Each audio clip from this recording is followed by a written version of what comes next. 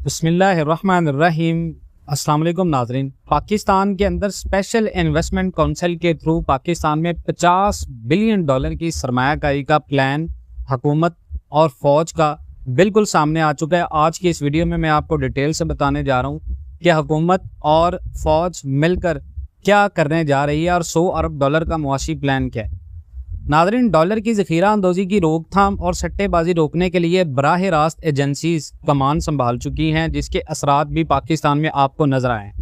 बिजली चोरों और चीनी स्मगलों के खिलाफ भी बड़े और सख्त हाथों से निपटने के इशारे मिल रहे हैं। बताया जा रहा है कि दोस्त ममालिक बड़ी सरमायाकारी के लिए तैयार हैं और सिर्फ दोस्त अरब ममालिक से ही $100 अरब की सरमायाकारी की उम्मीद है। लेकिन यहाँ सवाल ये है कि ऐसे वक्त में जब IMF ने हमें मुश्किल वक्त में हमारा जो मालियाती पैकेज है वो रोक कर बड़ी मुश्किल से एक स्टैंड बाय एग्रीमेंट किया और उस एग्रीमेंट के तहत $1.2 अरब के हसूल के लिए भी नाक की लकीरें निकलवाई, क्या वो मुस्तकबिल में हमसे कोई नरमी बरतेगा?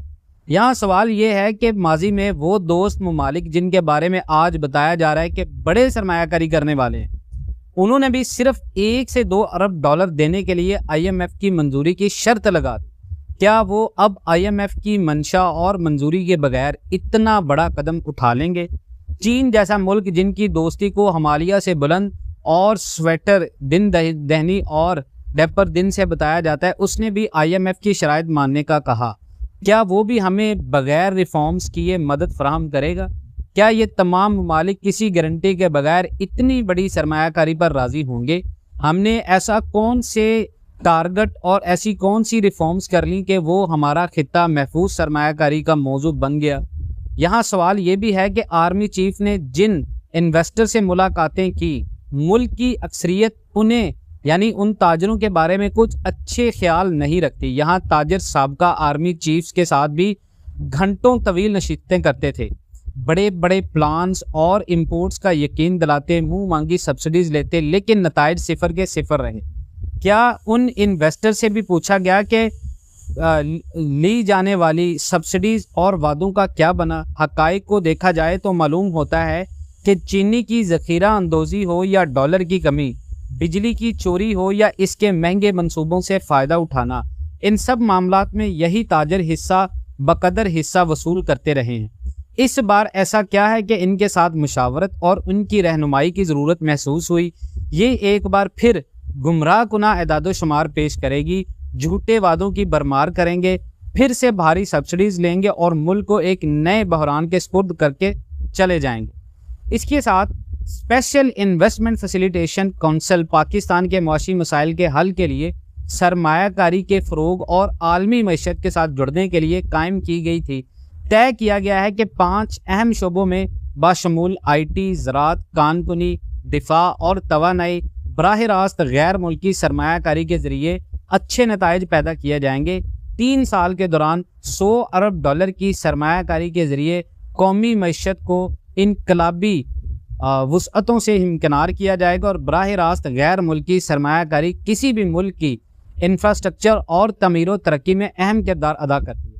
पाकिस्तान के खित्ते में भारत और बांग्लादेश की काबिल ज़िक्र तरक्की में फॉरेन डायरेक्ट इन्वेस्टमेंट ने एक अहम किरदार अदा किया है। भारतीय लीडरशिप अब भी अमेरिका, बरतानिया, रूस और यूरोप में जाकर सरमायाकारों को अपने यहाँ सरमायाकारी करने की जो है वो अट्रैक्शन देती है। लेकिन कायम करदा कौंसिल की अहमियत और $100 अरब की गैर मुल्की सरमायाकारी का टारगेट हासिल करने के लिए अज़म का इजहार एक अच्छी स्ताइश है, लेकिन इस बारे में कोई शक नहीं है कि ये हमारे मसाइल का कुली हल नहीं है। लेकिन ये भी दुरुस्त है कि बिगड़े हुए मामलात को सुधारने की तरफ ये अहम कदम ज़रूर है। 90 की दहाई में सोवियत यूनियन के खात्मे के बाद इश्तराकियत और सरमायादारी निज़ाम, हाय मईशत और मुआशरत की बुनियाद पर लड़ी जाने वाली फ़िक्र और अमली जंग इख्तिताम पसीर हो गई और उसी इतबार से कायम करदा अस्करी और मुआशी इत्तेहाद भी अपनी अहमियत खोने लगे। तरक्की करते हुए ममालिक को मिलने वाली ग्रांट्स और इमदाद में कमी आने लगी, जबकि सरमायाकारी के रुझानात बढ़ने लगे। नाजरीन, आज की वीडियो में आपको वो चीज़ें बताई जा रही हैं जो फैक्ट और फिगर्स के बेस पर। सरमाए की अहमियत और अफादियत के बारे में तो किसी को शक व शुबा नहीं होना चाहिए, लेकिन सरमाए की नौइयत को भी समझना ज़रूरी है कि सरमाया किसी का दोस्त नहीं होता, किसी का वफादार नहीं होता और किसी के साथ मुंसलिक नहीं होता। दौरे जदीद में सरमाया एक ऐसी चीज़ के तौर पर सामने है जबकि इसकी अहमियत दो चंद नहीं बल्कि लामहदूद यानी चंद हो गई है और सरमायाकारी आलमी सफारतकारी की बुनियाद बनने लगी है। और सरमाया 3 अवामिल को देखता है, फिर वो किसी मुल्क में रहने या निकलने का फैसला करता है। सरमायादार सबसे पहले देखता है कि इसका सरमाया कितना महफूज है। सरमायादार फिर देखता है कि सरमायाकारी में मुनाफा किस कदर है। और फिर सरमायादार किसी भी जगह सरमायाकारी करते वक्त ये भी देखता है कि बवक्ते ज़रूरत अपने सरमाए को निकालने की किस कदर सहूलत और आसानी है। हमने 3 बरस में $100 अरब की सरमायाकारी लाने का टारगेट तो मुकर्रर कर लिया है, लेकिन ज़रा देखते हैं कि बयान करदा 3 अवामल के हवाले से तय करदा हदफ हासिल होने के कितने इम्कानात हैं। सरमाए की अहमियत और फ़ायदे के बारे में तो किसी को शक शुबा नहीं होना चाहिए, लेकिन सरमाए की नौइयत को भी समझना ज़रूरी है। तो जहाँ तक सरमायाकारी के महफूज होने का ताल्लुक है तो पाकिस्तान आज तक किसी भी गैर मुल्की सरमायाकार को इस हवाले से शिकायत नहीं हुई कि हमारी हुकूमतें चाहे कितनी भी नालायक हों या रही हों, लेकिन गैर मुल्कियों की जान और माल की हिफाजत, उनके सरमाए की देखभाल के हवाले से हमेशा बेहतरी का मुजाहरा करती रही हैं। SIF यानी स्पेशल इन्वेस्टमेंट फैसिलिटेशन के क़याम के ज़रिए हुकूमत ने अपने इस अज़म का इरादा किया है कि सरमाया महफूज रहेगा, किसी सरमायाकार को फिक्रमंद होने की ज़रूरत नहीं है। जहाँ तक नफ़े का ताल्लुक है, पाकिस्तान दुनिया के उन चंद मुल्कों में शुमार किया जाता है जहाँ रिटर्न ऑन इन्वेस्टमेंट की शरह खासी बुलंद और सरमायाकारों के लिए जन्नत है। सरमाए को वापस ले जाने की सहूलत के हवाले से भी मामला हौसला अफजा हैं। पाकिस्तान में सरमायाकारों और सरमायाकार कारोबार के चंद इब्तदाई साल में इस कदर मुनाफा कमा लेता है कि आने वाले वक्तों में वो मुनाफा ही मुनाफा हासिल करता रहता है। इसकी सरमायाकारी पहले ही पूरी हो चुकी होती है। अब देखें ज़रा गैर मुल्की ब्रांड्स को देख लें। नेस्ले की छोटी बोतल 50 रुपये में बिक रही है। हमारा ही पानी बोतलों में भरकर अपने ब्रांड की मोहर लगाकर सोने के भाव में हमें बेचा जा रहा है। 100 रुपये किलो में आलू लेकर हमें मैकडॉनल्ड वाले 1000 रुपये में बेच रहे हैं और हमारी भैंसों का गोश्त बर्गर में टिक्की की सूरत में सोने चांदी के रेट में हमें बेचा जा रहा है। तवानाई के शोबे में सरमायाकारी करने वाली कंपनियों को बिजली पैदा किए बगैर ही उनके कैपेसिटी चार्जेस मिल रहे हैं। मुद्दत हुई वो अपनी सरमायाकारी वसूल कर चुके हैं। अब जो कुछ भी उनका मुनाफा ही मुनाफा है। हमारी हुकूमतें क्योंकि अपने अवाम के हकूक और मफादात को ज़रा भी अहमियत नहीं देती, इसीलिए सरमायाकार यहाँ खुलकर खेलते हैं, नफ़ा अंदोज़ी करते हैं, भारी शरह से मुनाफा कमाते हैं और बासानी अपनी इन्वेस्टमेंट वापस ले जाते हैं।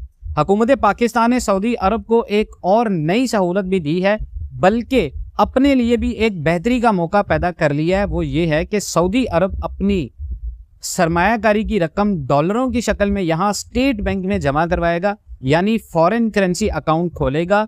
यहाँ इस अकाउंट से रुपयों की सूरत में रकम खर्च करेगा और इसी तरह पाकिस्तान के फॉरेन रिजर्व के ज़खायर में बेहतरी होगी। तो दूसरी तरफ सऊदी अरब की सरमायाकारी डॉलरों की शक्ल में महफूज होगी। सऊदी अरब को रुपए की कदर में गिरावट का नुकसान भी नहीं उठाना पड़ेगा। कौंसिल ला रहा है पाकिस्तान के मुआशी मसाइल के हल की तरफ एक अहम कदम है, जिसकी कामयाबी के कभी इम्कानात हैं। वैसे हमारे पास कामयाबी के अलावा कोई भी दूसरा ऑप्शन इस वक्त नहीं है। नाजरीन, आप इसके बारे में क्या राय रखते हैं कमेंट सेक्शन में ज़रूर बताइएगा। इंशाल्लाह मिलते हैं नेक्स्ट वीडियोज़ में। तब तक के लिए अल्लाह हाफिज़।